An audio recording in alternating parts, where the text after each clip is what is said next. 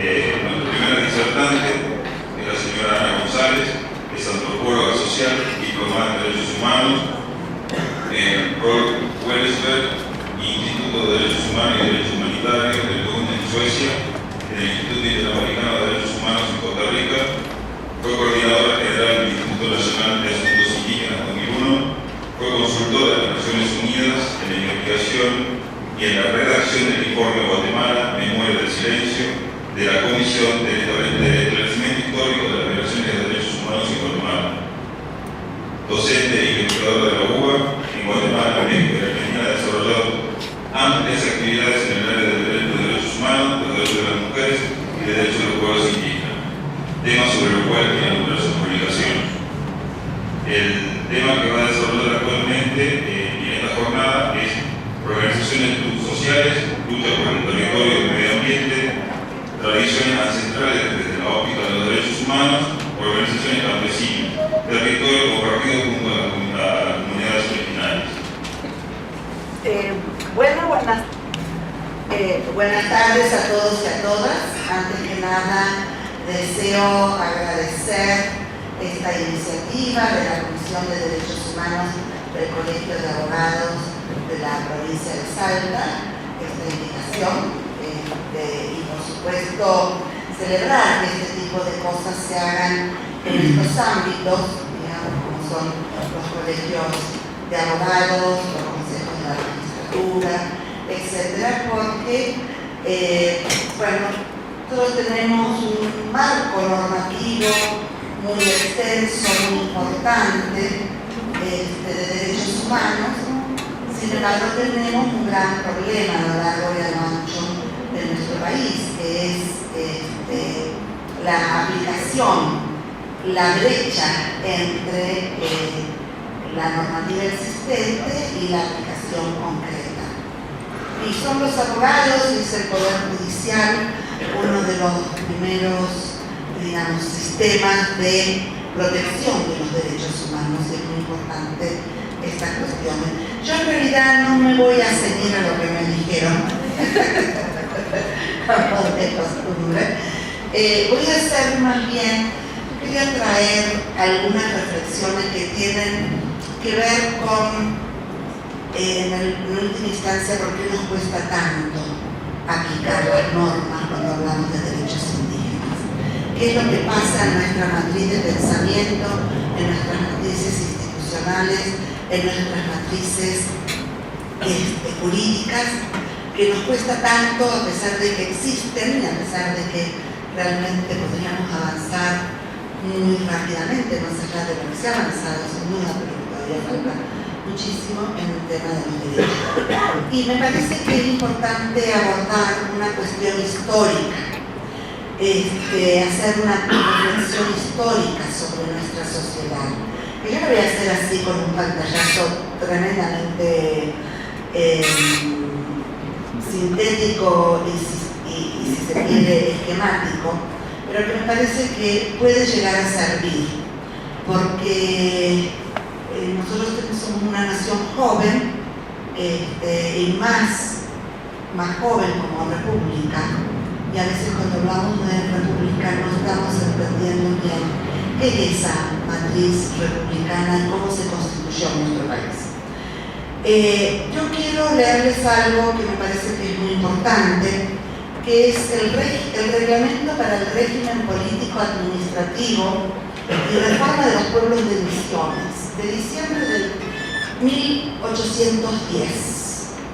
Dice: la proclama que expedí para hacer saber a los naturales de Misiones que venía a restituirlos a sus derechos de libertad, propiedad y seguridad que por tantas generaciones han estado privados, sirviendo únicamente para la rapiña de los que han gobernado.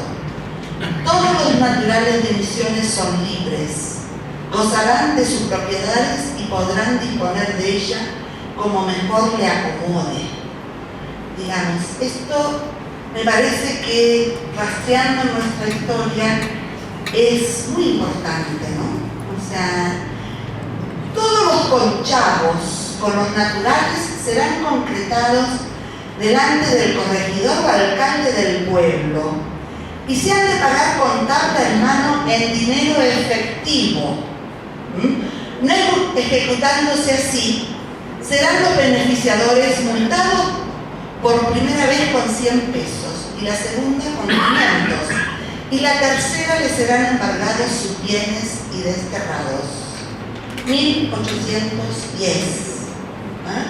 Se exigía y se reglamentaba el pago de jornales, se reconocía y se restituía las tierras de los guaraníes. Y respecto al cuidado del medio ambiente, dice, y los recursos naturales, dice: hallándome cerciorado de los excesos horrorosos que se cometen por la flora, talando árboles y que se aprovechan de los naturales sin pagarles el trabajo y los hacen padecer castigos escandalosos, constituyéndose en jueces y causas propias, prohíbo que se pueda cortar algo alguno, so pena de pagar 10 pesos por cada uno que se corte, y parte del producto de las multas vayan al fondo de las escuelas. ¿Quién decía esto? Manuel Belgrano. Y él reglamentó justamente la administración política, económica y administrativa de las misiones. 1810.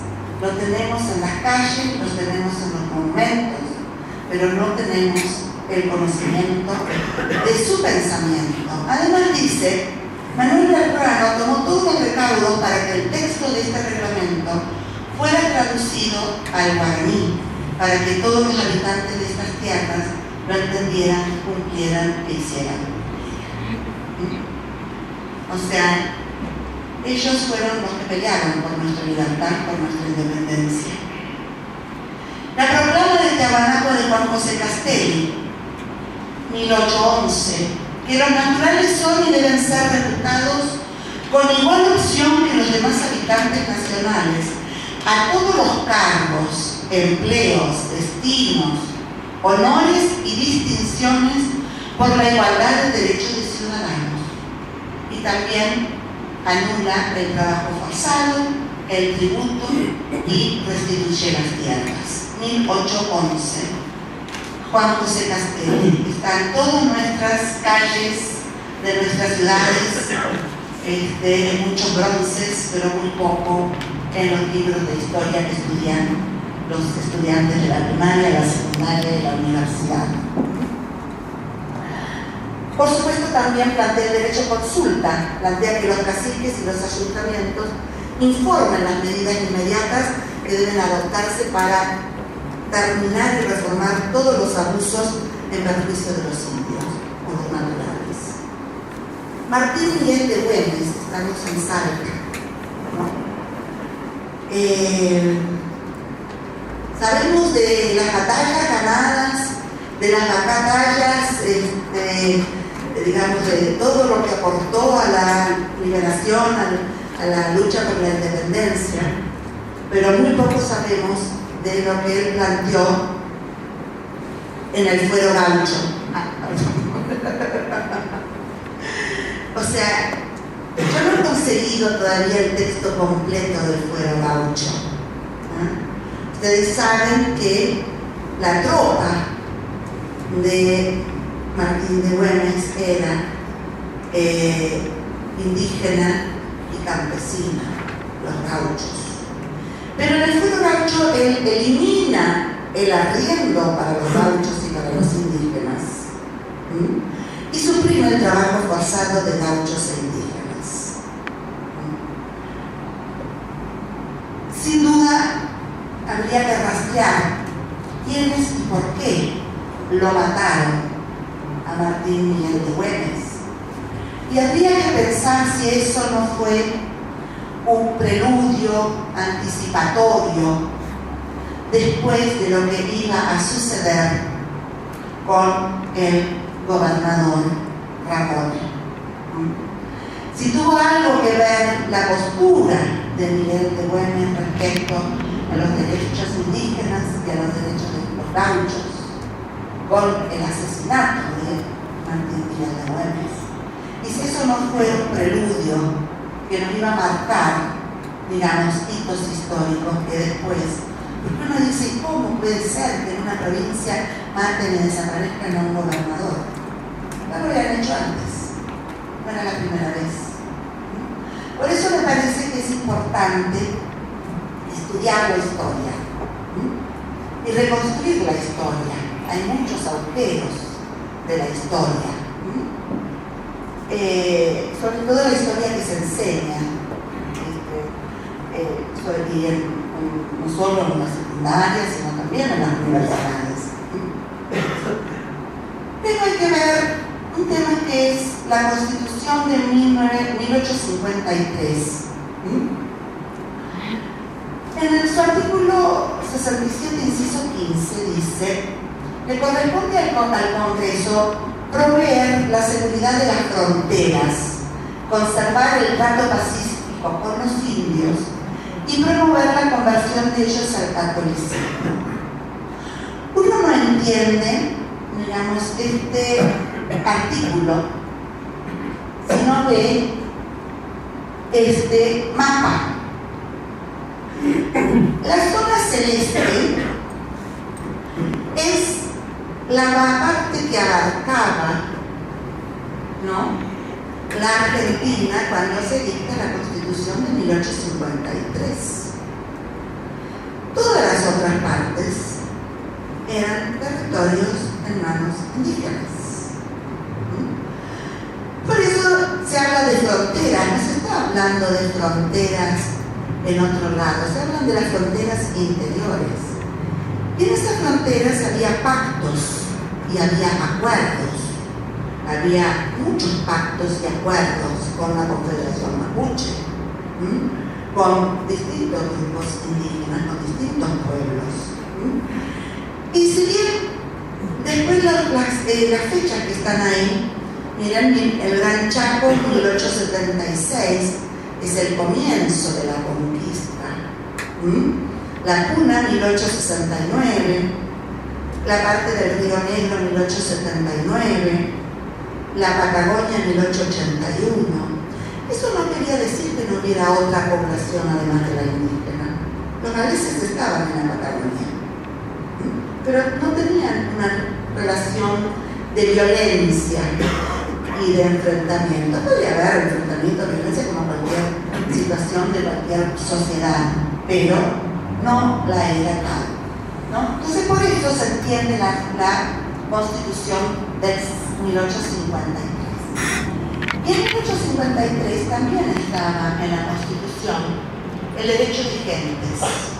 Que todavía no se hablaba de derechos humanos, pero sí se hablaba de derecho de gentes. Derecho de los seres humanos, porque todavía no estaba en el contexto de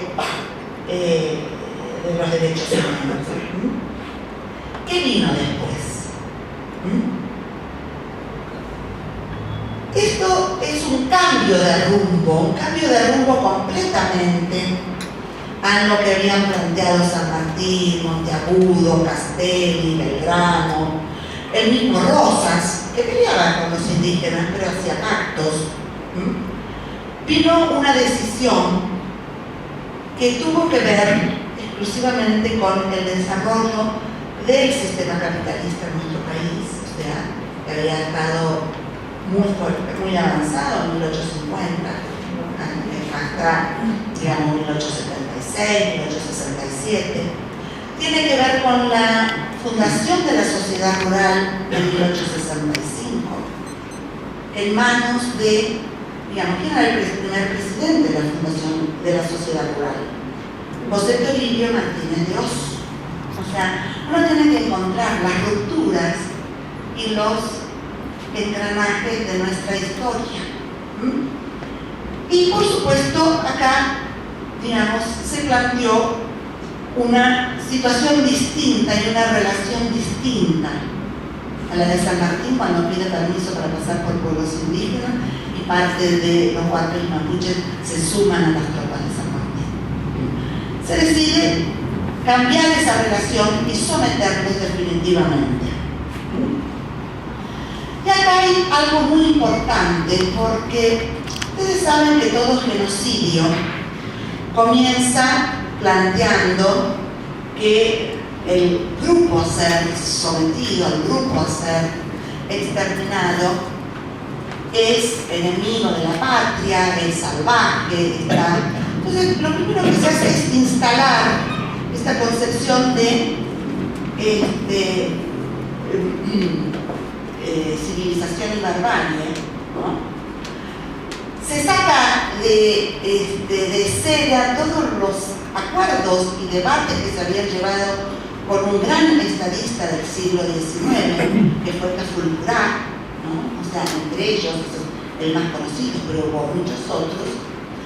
Y, por supuesto, se avanza con las fuerzas militares en contra de los pueblos indígenas. Estos son fotos que están en el Museo de La Plata y que es muy importante en este momento, digamos, la recuperación de la memoria, porque pareciera de que empezamos con la recuperación de la memoria a partir de la última dictadura, y eso nos permitió empezar a recuperar otras memorias, incluso más atrás en el tiempo.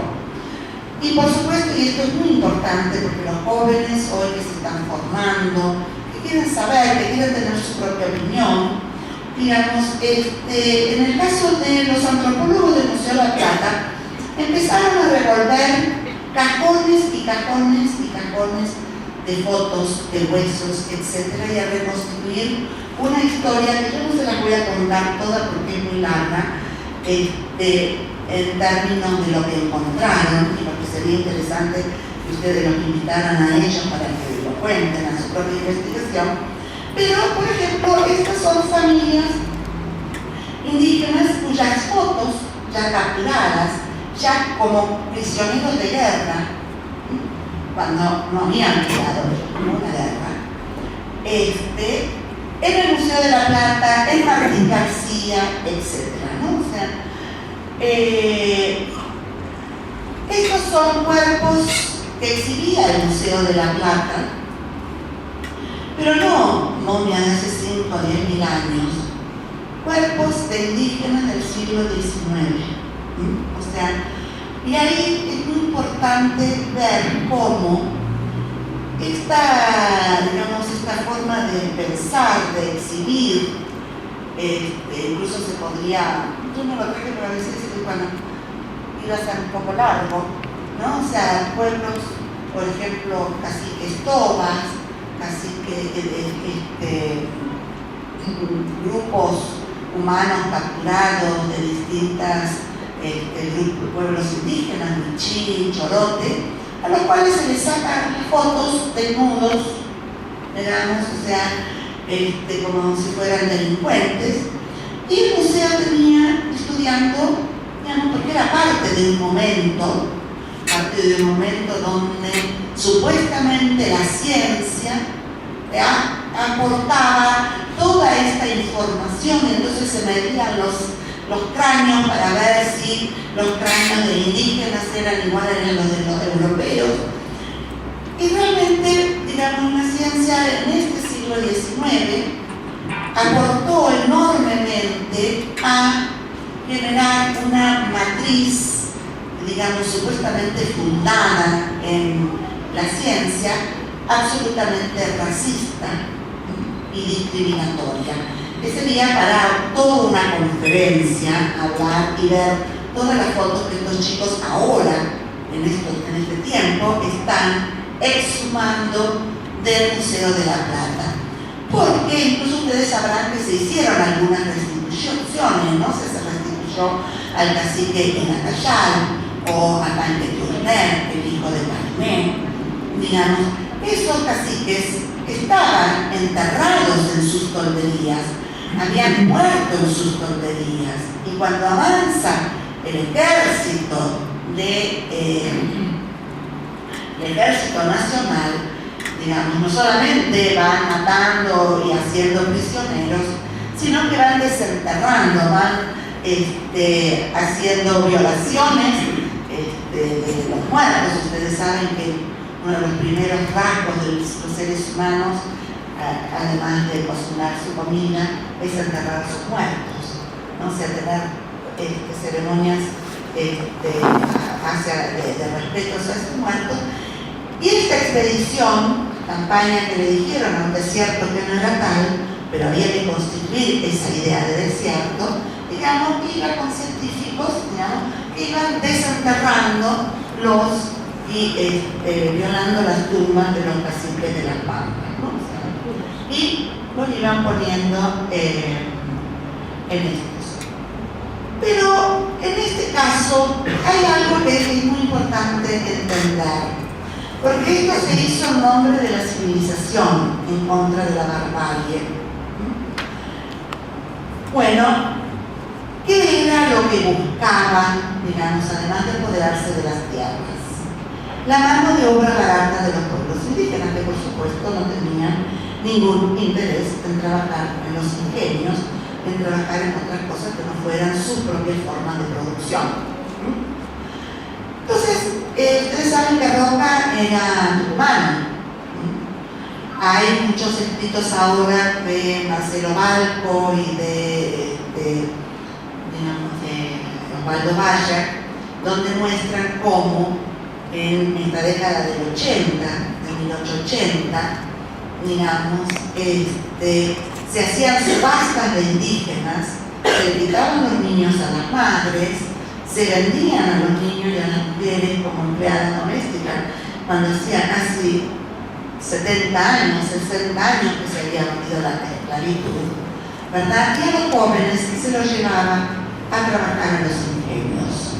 Y gran parte de esos jóvenes capturados fueron a parar a los ingenios de Tucumán, de los cuales Roca era parte. Y acá también en el trabajo, este es el ingenio, es una foto de niños, un trabajo infantil, ¿no? O sea, en el ingenio de Esperanza, que queda acá muy lejos, que ha tenido todo un proceso, ¿no? Donde ellos eran parte del trabajo forzado de los indígenas, ¿no? Y también la leyenda del familiar. Ustedes lo saben mejor, por ahí veo a Rocha Fernández que hicieron unas películas sobre el familiar, ¿no? Donde cuando había alguno revoltoso desaparecía y se lo había tragado el familiar, ¿no? O sea, si no, ven como hay un hilo conductor entre las desapariciones, entre la entrega de niños, la separación de madres, de niños, por supuesto las relaciones sexuales, etc. Que después nosotros vamos a decir, uy, ¿qué pasó en el 76? Digamos, si rastreamos en nuestra historia, vamos a encontrar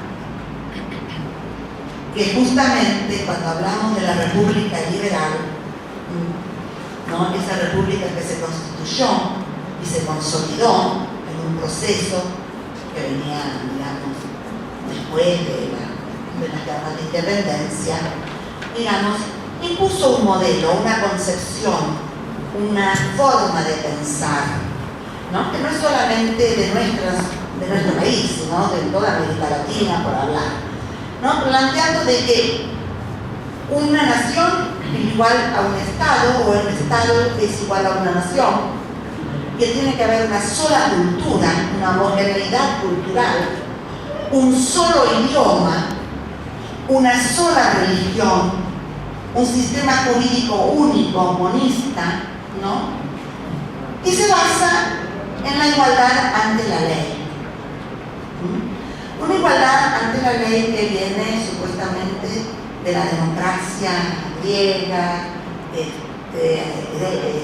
romana, después de los códigos napoleónicos, ¿no? O sea, pero que si en realidad uno piensa que hasta 1926 las mujeres en Argentina, los niños, los indígenas y los débiles mentales estábamos en una misma categoría de relativos incapaces o de incapacidad relativa, ¿no? Y no tuvimos el voto hasta el 47 las mujeres, y los indígenas no tuvieron sus documentos hasta la década del 40.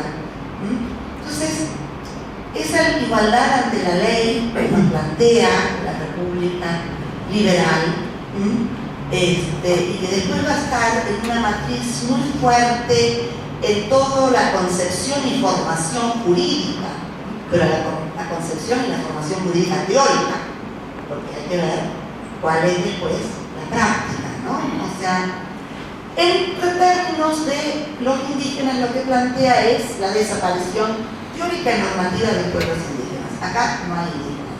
Y en el caso de la Argentina fue uno de los elementos más importantes, digamos, una de las formas históricas más increíbles de desaparición de grupos humanos de la historia y del pensamiento y del imaginario social, ¿no? O sea, está una concepción que elimina, que expulsa, que subordina, que somete.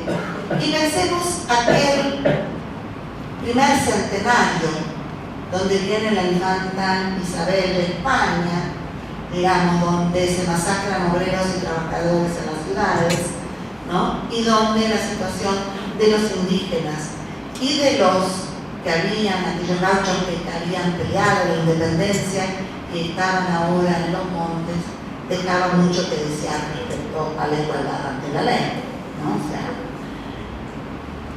va a haber todo un proceso, yo no voy a contar más desde el lado, si se quiere, antropológico y del Estado, porque hay todo un proceso de lucha de los pueblos indígenas, el Malón de la Paz, y una serie de levantamientos, o sea, y de situaciones de violencia, como fueron la masacre de Napalpí, o de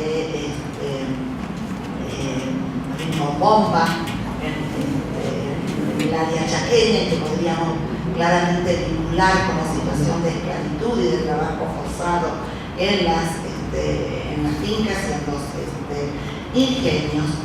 Digamos, esa historia creo que muchos la están reconstruyendo, ¿no? Las mujeres de Tartagal, hay un grupo que está reconstruyendo, porque existe la viñeta de Taicolé, un luchador que unificó a muchos grupos para evitar la masacre y el ingreso del ejército en manos de Victorica, el río Bermejo, ¿no? Esa es una historia que todavía falta mucho reconstruir, y que muchas de esas partes, algunos antropólogos, junto con pueblos hermanos indígenas, están reconstruyendo.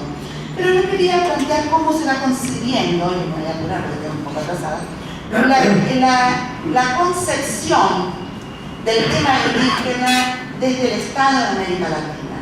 Por ejemplo, la conferencia de Pátzcuaro en 1940, que después hace la convención que se ratifica en el 42, plantea el indigenismo como política. ¿Qué quiere decir el indigenismo? Porque muchas veces las palabras, digamos, se tergiversan. Esa concepción es que el Estado y los antropólogos y una serie de profesionales nos tenemos que preocupar por los indígenas. Hay que hacer medidas de protección de los indígenas. Una cosa que todavía persiste hasta el día de hoy es el Día del Aborigen Americano, el 19 de abril, que se establece en la conferencia de Pátzcuaro. Convenio 107 de la Organización Internacional del Trabajo. ¿Por qué es la Organización Internacional del Trabajo la que desarrolla los tratados internacionales de protección de derechos humanos de los pueblos indígenas?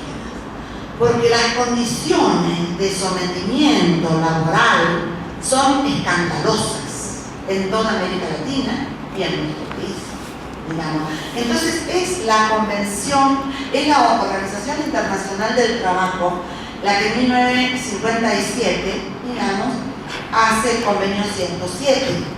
Este modelo, este convenio, tiene el modelo integracionista. ¿Qué quiere decir esto? Habla de poblaciones indígenas, piensa que los indígenas son culturas menos avanzadas, que necesariamente van a tener que cambiar y en algún momento integrarse porque supuestamente no están integrados. Y eso es una falacia, porque los indígenas sí están integrados, pero están integrados como mano de obra barata, como mano de obra en trabajo de servidumbre. O sea, no es que no estén integrados, están integrados de una manera subordinada. ¿no? Entonces, este convenio tiene un avance muy importante, pero miren la fecha, 1957, ¿no? O sea, sí ya empieza a hablar del respeto de las tierras que tradicionalmente ocupan, que pueden mantener su costumbre mientras no sean incompatibles con el ordenamiento jurídico y programa de desarrollo, porque lo que se plantea es la integración de los indígenas al mercado de una sociedad nacional que tiene una matriz tremendamente racista y que nos cuesta muchas veces darnos cuenta que eso está tan internalizado que no los podemos ver como pares, como iguales, aunque diferentes. Hay un hito muy importante de los antropólogos, que es la conferencia de Barbados del 71.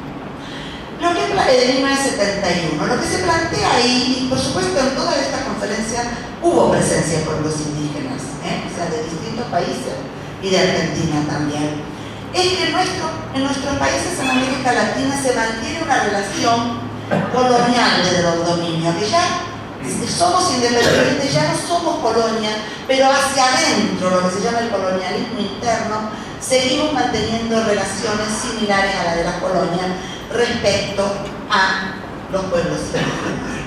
Y que por eso los territorios ocupados por indígenas se consideran y utilizan como que si fueran tierra de nadie. Y estamos hablando de 1971. No estamos hablando de la conquista ni de los 500 años, yo estoy hablando de 1850 en adelante. O sea, ahí cito nomás en nuestra historia, ¿no? O sea, y luego vienen otros convenios, como el del convenio 169, que ya es de 1989, donde sí ya empieza a haber una concepción distinta, un reconocimiento de derechos específicos, de derechos de reparación histórica. Y esto es importante tener en cuenta, porque cuando se habla de igualdad de la ley, la historia se mete, porque acá hay derechos de reparación histórica. Por eso yo hice la historia. Y hay concepciones previas y jurisprudencias y normativas previas que reconocen esos derechos, ¿no? Y por supuesto, hay un punto muy importante que es el derecho al territorio, que yo no me voy a extender porque acá las compañeras van a hablar más. Digamos que el territorio no es solo tierra, sino es el conjunto del hábitat y los valores culturales y espirituales vinculados al territorio. Y el derecho a la administración de los recursos naturales. Y esto nos lleva de lleno a lo que se va a hablar luego. Hay un punto que creo que ya todos lo conocen, pero yo nunca dejo de mencionarlo, que es la reforma constitucional de 1994, porque nos olvidamos. Entonces yo diría, por ejemplo, todavía tenemos educación bilingüe intercultural de calidad. Existe, estamos en 2013, digamos, existe en nuestro país educación bilingüe intercultural de calidad. ¿Qué pasó con el tema de la posesión y propiedad de las tierras comunitarias? ¿No? O sea, ¿qué pasa con el tema del derecho a la participación en los programas, en la gestión de sus recursos? Y yo ahí vuelvo, ¿no? O sea, para someterlos y para transformarlos en mano de obra barata y quitarles su territorio, hubo que decir que eran atrasados, hubo que decir que eran vagos, hubo que decir que no les gustaba trabajar, que no producían, digamos. Todo desde una concepción, digamos, de quienes detentaban el poder y una concepción de producción y una concepción de cómo se manejan los recursos naturales, una única concepción, ¿no? Y la reforma constitucional tiene algo muy importante desde el punto de vista jurídico. Primero, que reconoce que nuestro país no es homogénea, que no es una única cultura, una única religión, y no solo referida a los pueblos indígenas, hay judíos, hay musulmanes, hay distintas vertientes, etcétera, etcétera, y una enorme diversidad de pueblos indígenas. Pero reconoce un nuevo sujeto de derecho, y esto es una de las cosas que más le cuesta a los abogados entender. el sujeto de derecho de carácter colectivo. Ese sujeto no es individual, es colectivo y tiene una identidad propia distinta, ¿no? Y eso es una de las cosas que más cuesta entender, porque no es porque somos malos, sino porque hemos sido formados con esta matriz de la República Liberal y de los códigos y de la forma en que se constituyó el derecho, ¿no? O sea, con un monismo jurídico.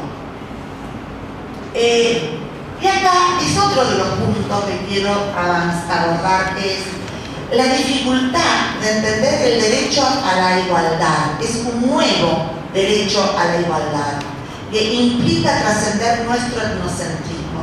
Cada uno, cada grupo, cada persona, cada pueblo, cada sector social cree que su propia forma de ver el mundo y de ver las cosas son las verdaderas, son las únicas. Y en lo jurídico también sucede eso, sobre todo cuando hablamos de un derecho a la igualdad que homogeneizada, como si todos fueran iguales, cuando en realidad había primero diferencias y enormes desigualdades. Y acá es muy importante retomar a Vidal Campos, que es un enorme constitucionalista, cuando dice: el respeto a la identidad equivale al derecho a un trato igualitario, sin pérdida ni renuncia de la identidad. Es decir, el derecho a ser diferentes de los demás para ser igual a uno mismo, ¿no? Lo que significa ser parte de la sociedad mayor e integrarse a ella con sus diferencias. O sea, no querer verlos a los otros para entender el derecho a la igualdad como que tienen que actuar y pensar y moverse y producir igual el modelo que nosotros consideramos que es único. Y esto es el pluralismo democrático, que dice, que exige que se le depare y tienen sus derechos de acuerdo a sus características propias. Esto es más jurídico, lo que se considera el bloque de constitucionalidad, ¿no? Eso también es importante para los abogados cuando van a analizar una cuestión, porque la reforma de la Constitución del 94 no solamente incorpora el artículo 75, inciso 17, sino el inciso 22, todos los tratados de derechos humanos. Y lo que se plantea es que todos estos tratados deben ser interpretados de manera integrados, no uno para acá, otro para allá, el derecho a la cultura, el derecho a la tecnología está separado del derecho de los pueblos indígenas, del derecho a las mujeres, tienen que ser trabajados de manera integrada. Y esto es muy importante a la hora de analizar o a la hora de presentar. Bueno, yo voy a terminar acá de hablar. Este es el artículo 41 de la Constitución Nacional, que habla del derecho a gozar de un ambiente sano y equilibrado, ¿no? Que sirva apto para el desarrollo humano, no solo para nosotros hoy que vivimos acá, sino para las futuras generaciones. Y les voy a pedir que lean las últimas filmines ustedes mismos.